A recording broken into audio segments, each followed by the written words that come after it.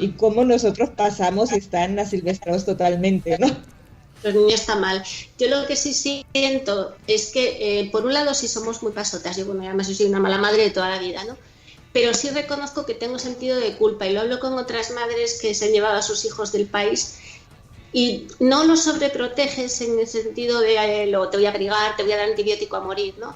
Pero si tienes yo por lo menos tengo la sensación de que le estoy quitando algo a mi hijo. Sé que está ganando muchas cosas, que está culturizando, globalizando, empatizando y todo lo que quieras, ¿no? Pero él no está con sus abuelos, no está con sus primos, no va a tener esos recuerdos de la infancia que tiene todo el mundo, porque además andamos de un lado para otro y salvo que ya tengas claro que te vas a quedar en México, te vas a arraigar ahí, todos tenemos sensación de provisionalidad, ¿no? Gente que lleva 8 o 9 años, pero le pregunto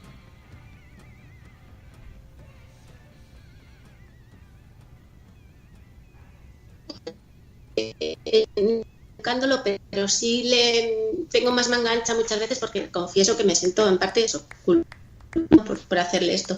Y me molesta muchísimo, muchísimo, por cierto, o sea, me pone tremendo cuando estás hablando con gente en España y te dicen, no, pero sí es fantástico para los niños porque aprenden mucho, aprendes idiomas, no sé qué, porque además los niños se adaptan muy pronto. Y toda la gente que te dice eso es gente que ya no te digo que no haya salido de su país, es que no ha salido ni de su barrio. Entonces, si es todo tan maravilloso, que, a ver, lo es para muchas cosas, ¿eh? Yo es una experiencia que realmente recomiendo y no cambiaría, pero las he pasado, no, vamos, de aquilo.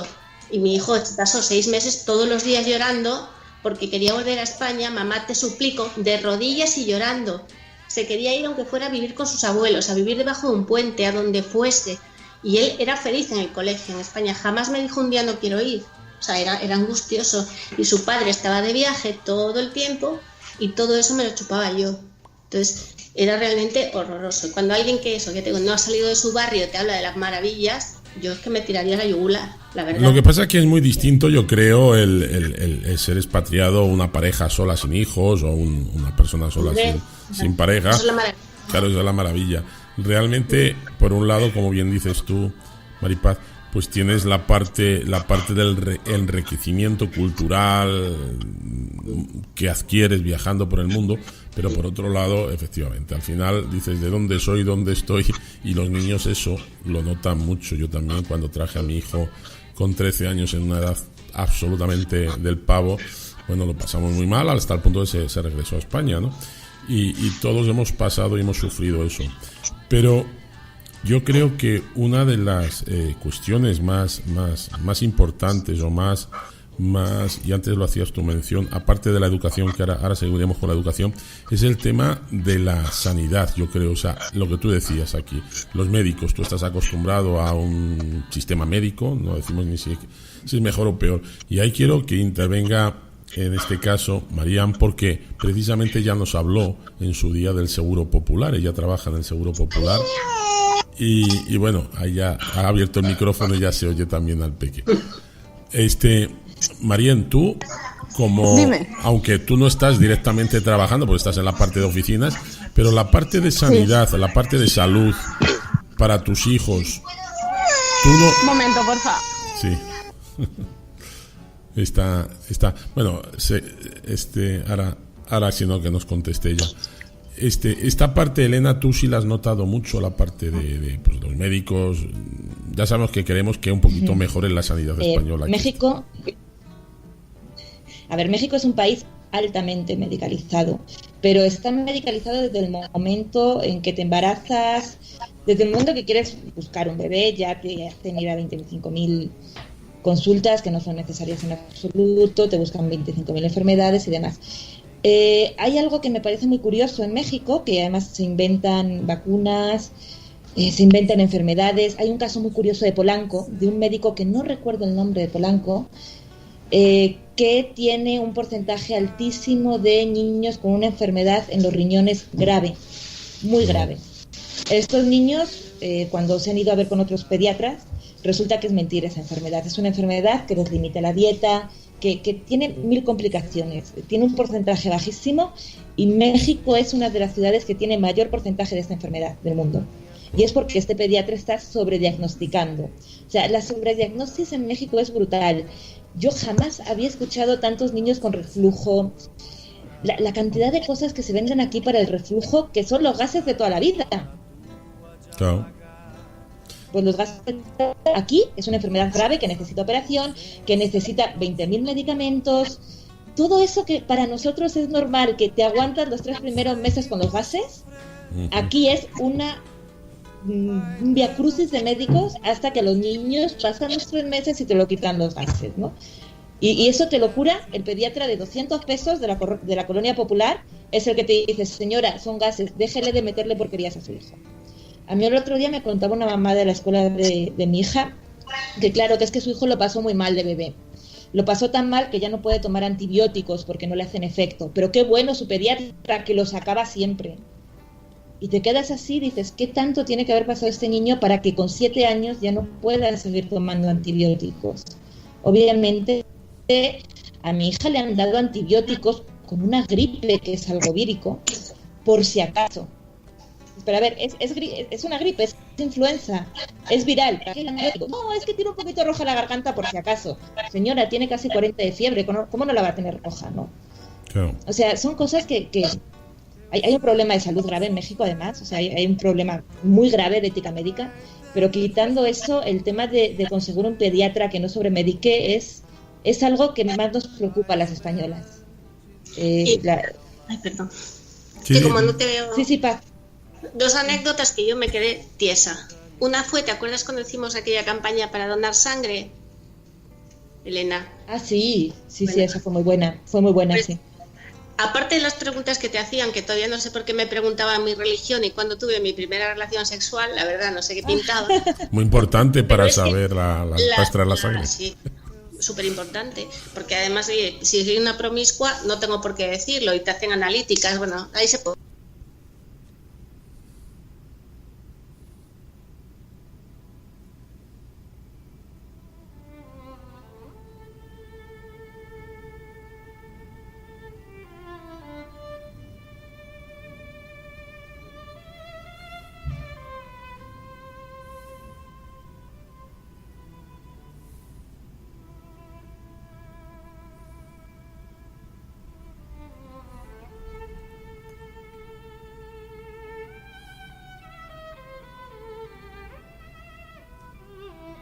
Que su hijo tiene una peligrosísima, que era bacteria, sí, creo que era una bacteria, malísima. Vamos, el niño seguramente no pasaba de la semana, tenían que darle antibiótico. Entonces, qué raro, ¿eh? Querían que diera su autorización para que el médico del colegio le diera algo o en su defecto le llevara ya urgentemente al pediatra. Y a ella le sonó rarísimo porque el niño estaba perfectamente bien, sano, contento, no le notaba nada raro. Y entonces fue al médico al que vamos la inmensa mayoría, que estudió en España, por cierto, y es mucho más que vimos. Y el señor mira la analítica y dice, no, pero es que está claro que tiene esta bacteria, la tenemos todos, es una bacteria que está en tu organismo y que hace lo que sea y que, bueno, sí, si se pasa a determinados niveles, a los niveles, es que ¿cómo no la va a tener? Es que si no la tuviera sería lo preocupante. Y ya le querían dar al niño de todo. Sí. Sería la bomba. Es difícil, sí. Sí, sí. Y por una diarrea también, te dan antibiótico, que nunca entendí la relación entre una cosa y otra. Bernardo pues hacía dieta y un par de días o 3 y se acabó el problema, no sé. No, la verdad que cuando se viaja, como estamos aquí hablando de las mamás españolas en México y en otros países, la verdad que es una labor importante la que vosotras hacéis, siempre la hacéis en toda la vida de los hijos, ¿no? Pero especialmente cuando se está afuera, porque si ya es complicado el llevar a los hijos hacia adelante, llevarlos bien, llevarlos encaminados cuando son de mediana edad, porque si son muy pequeños realmente no notan tanto el cambio, ¿no? Cuando son pues a lo mejor menores de 3, 4 años, notan realmente dónde están. Con 4 sí lo notan. Sí, ya sí que lo notan, pero el mal lo nota uno de 10 o de 9, que tú le dices, niño, que nos vamos ahora a tal sitio, y dices, vete tú, yo me quedo, ¿no? Yo creo que, por lo menos de la experiencia que yo tengo con mi hijo, en este caso de 13 años, que además está en una edad muy complicada, sí se notó mucho hasta el punto que duró 2 años aquí y nos pedía casi como tu hijo, Maripaz, de rodillas y casi con amenaza de escaparse de casa, de irse, ¿no? Sí es cierto que esto mucha gente que vive en España o que no ha salido, o que viva donde viva, quiero decir que no ha salido, como bien decía Maripaz, no lo entiende. Es una cosa que es difícil de entender, porque parece que todos estos programas que vemos en la tele, ¿no?, de españoles por el mundo y tal, que todos estamos felices, pues bueno, no hay muchos felices, por supuesto, y hay otra gente que no está tan feliz, y sobre todo el día a día, ese día del trabajo, ese día de la escuela de los niños. La verdad que las madres tenéis ahí una labor tan importante que hacer. Y ahora que dices lo de la escuela, eso es otro. O sea, porque aquí los requerimientos de la escuela son... Vamos, yo me acuerdo en España teníamos una reunión a principios y a finales de curso, y si nos pedían algo entre medias era con disculpas. Oigan, disculpen, es que tienen que poner 1 euro porque no hicimos bien los cálculos, y disculpen que... O sea, pero era mínimo lo que teníamos que participar los padres, ¿no? Los que participaban voluntarios en el AMPA, pero si no, tú llegabas, dejabas a los niños, los recogías y a casa. Yo aquí cada semana tengo una junta de uno de los dos. Llegas y tienes que ir corriendo a la papelería a buscar cosas imposibles. Las tareas son para las mamás, porque además aquí las mamás no trabajan hasta que los niños entran al mínimo en primaria, la mayoría deja de trabajar. Entonces las tareas son para las mamás y tienes que estar involucradísima en... Sí, pero explica un poco por qué son las tareas para las mamás. Bueno, para las mamás y por los papás, porque a mí también me tocó hacer tareas, ¿verdad? Es que ponen tareas a los niños que no son adecuadas para su edad. O sea, le ponen algunos ejercicios que dicen, a ver, entiende que esto un niño de 7 o 8 años no lo puede hacer, no hay forma humana en que lo haga, ¿sí? Esto es para que un padre haga el trabajo, el dibujo o la investigación. Las maquetas. Sí.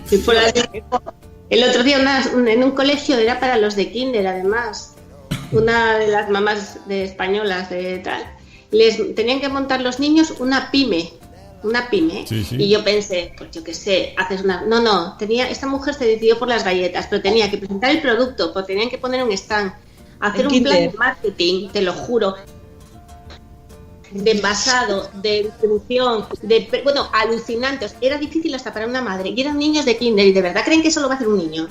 A un niño de esta edad lo que más que puede hacer es ponerte en una mesa las chuches que vaya a vender y charradas así, pero no le pidas que y se comerá la mitad. Sí. Yo no entendí. Bueno, y ella nos mandaron bueno, Miguel, que yo quedar aquel día. Increíble, están pirados. Vamos a seguir. Pero aquí es peor, de Estados Unidos, peor. Vamos a seguir hablando con nuestras mamás españolas aquí en México. Vamos a ir a un pequeño corte. Os recordamos que estamos en Españoleando, en Radio Casa de España en México, en directo. 3 horas, terminando casi a las 12 de la noche. Y vamos a poner una cancioncita dedicada a las mamás. Es una canción muy antigua, pero una canción muy tierna.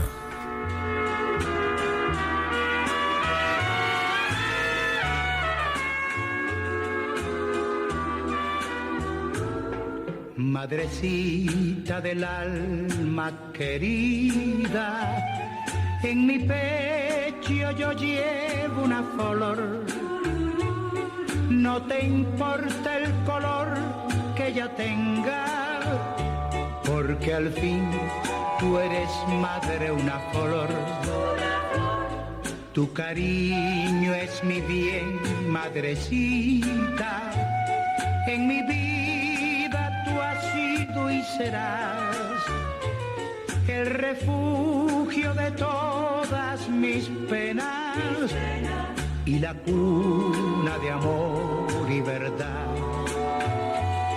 Aunque amores yo tenga en la vida que me llenen de felicidad,